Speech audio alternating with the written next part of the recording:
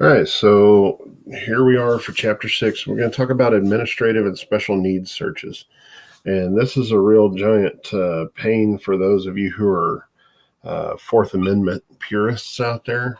Those of you who love and respect the Fourth Amendment, this one's a bit of a pain, but we'll deal, and hopefully you'll have a better understanding and appreciation for these. So chapter 2 ago, we were talking about criminal investigatory search warrants. And I had mentioned, criminal investigatory search warrants as if there's any other kind. Well, here it is. There is another kind. And it is the administrative search warrant. And the administrative search warrant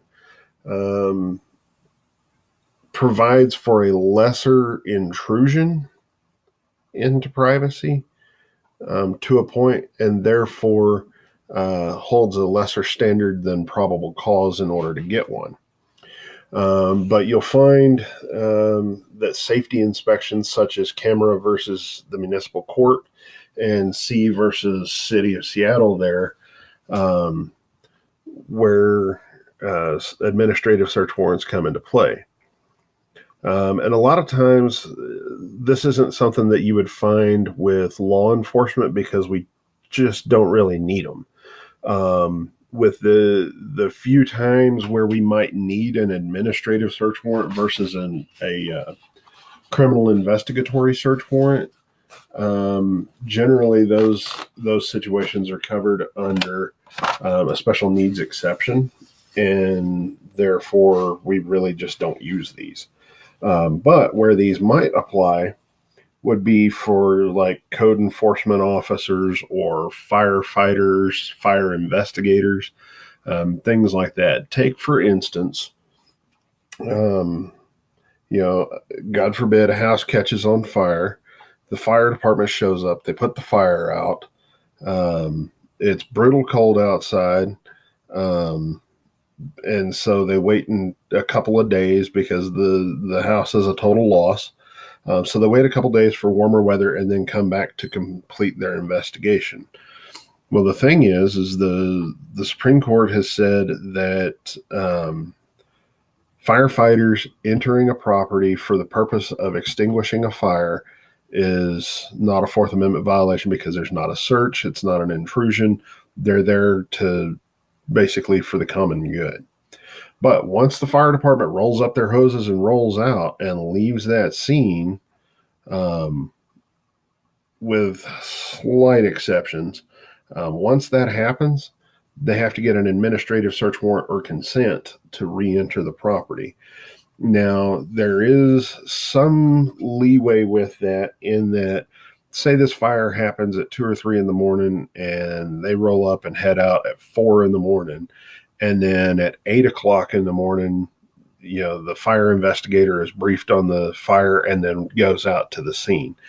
There, the Supreme Court says, it's reasonable because it's hard to investigate these things without having daylight and all of that and everything. And so they've said that, if you come back the same day, like later, whenever it's better to investigate at that time, that's okay. But, you come back a couple days, a week, God forbid, a month or so later, like what happened in one of these cases, you're going to need an administrative search warrant.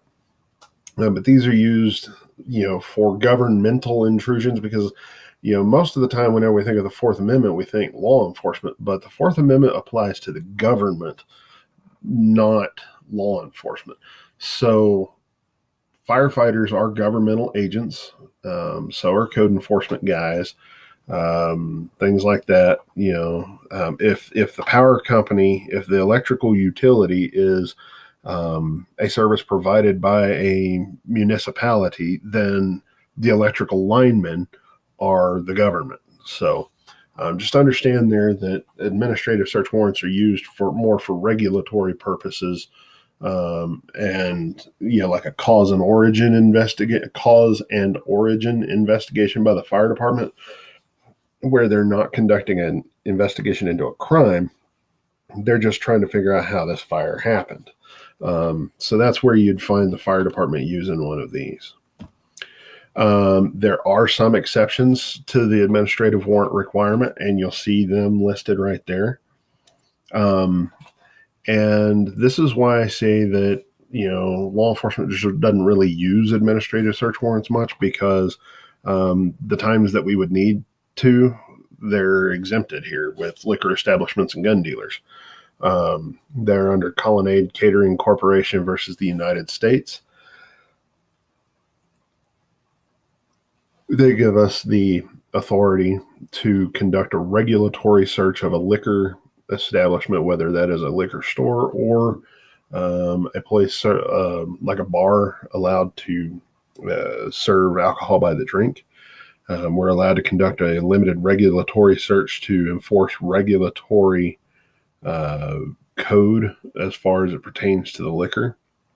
But we can't just go pilfering and use an administrative regulatory search as a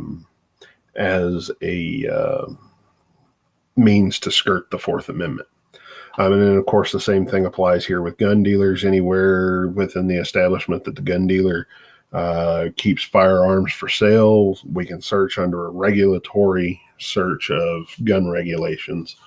And then, of course, with mines, which we don't really have much of an issue with that here in Kansas, but understand that it is a thing. So how do we distinguish between the administrative and the criminal search? Reasonable expectation of privacy still applies. But what it is the purpose of the search is what determines the difference.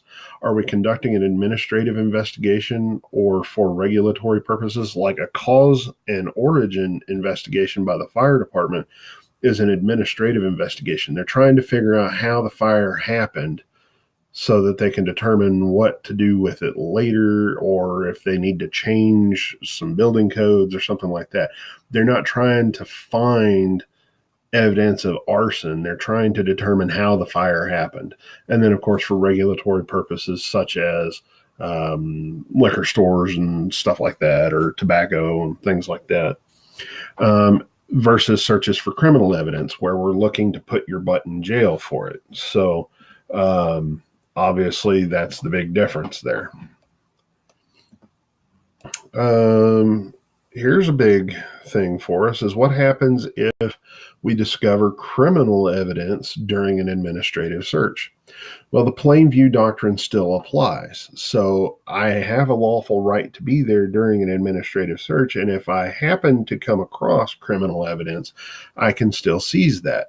However, once the purpose of the search transitions from an administrative investigation to a criminal investigation, you got to back out and get you a criminal search warrant. And that comes from Michigan v. Tyler there from 1978.